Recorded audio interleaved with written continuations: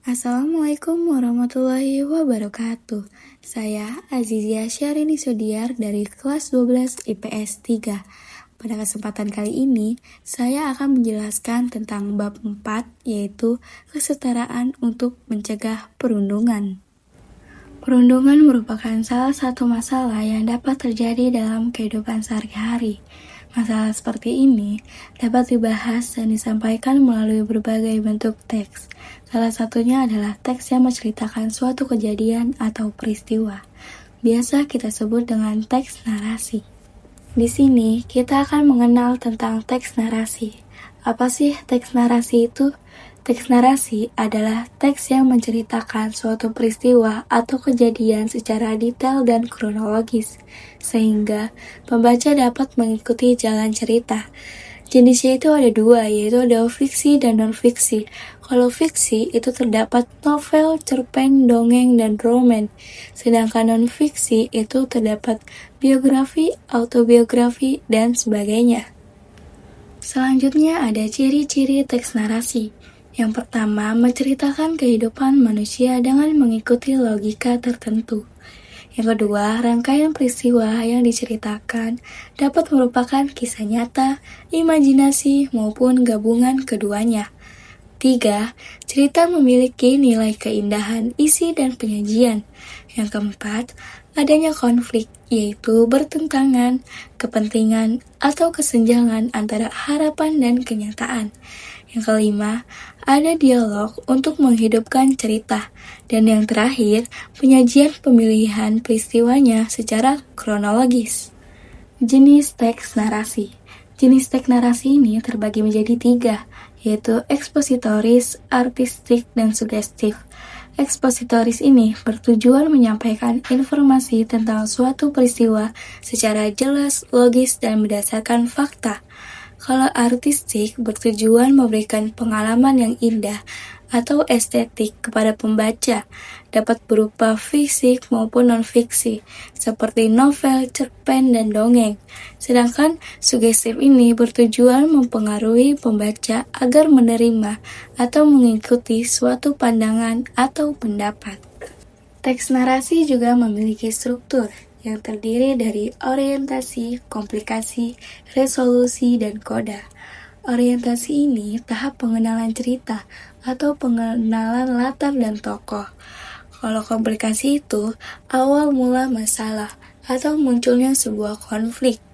Kalau resolusi itu tahap pemecahan masalah, seperti bagaimana caranya masalah itu dapat terselesaikan.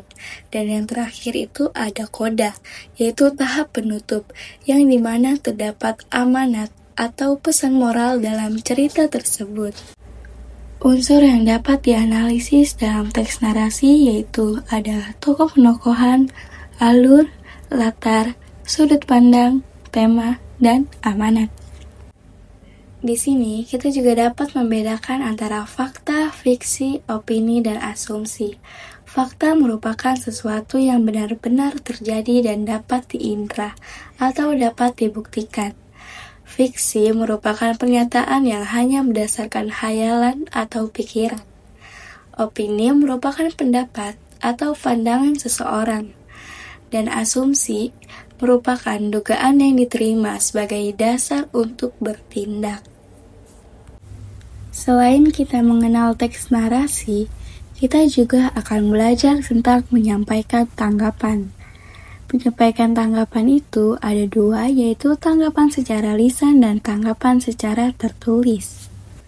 Tanggapan secara lisan dilakukan dengan sapaan sopan dan disampaikan secara santun. Saat menyampaikan tanggapan secara langsung di depan audiens, kita perlu memperhatikan ekspresi, gestur tubuh, intonasi, volume suara, kontak mata, serta penggunaan kata yang tepat, sopan, dan tidak bermakna ganda. Sedangkan tanggapan secara tertulis dapat berupa teks tanggapan kritik dan pujian, deskriptif, atau sanggahan. Tanggapan harus disampaikan dengan gaya bahasa sopan, santun, dan efektif. Contohnya, tanggapan terhadap perundungan di lingkungan sekolah. Perundungan tidak hanya terjadi secara langsung, tetapi juga dapat terjadi melalui media sosial. Tindakan tersebut dapat merugikan dan membuat korban merasa tidak nyaman. Oleh karena itu, perundungan harus dicegah agar tercipta lingkungan sekolah yang aman dan nyaman. Saya juga akan menjelaskan tentang menyimpulkan bacaan. Menyimpulkan bacaan adalah menyampaikan kembali inti atau pokok-pokok informasi dari suatu bacaan secara singkat dan jelas. Hal yang perlu kita perhatikan yaitu membaca bacaan dengan teliti, menentukan ide pokok setiap paragraf, mencatat informasi penting, menyusun kembali informasi tersebut dengan kalimat sendiri, dan tidak mengubah makna dari bacaan tersebut. Nah, kesimpulan dari materi yang saya sampaikan adalah kesetaraan mengajarkan kita untuk menghargai setiap orang dan tidak melakukan perundungan.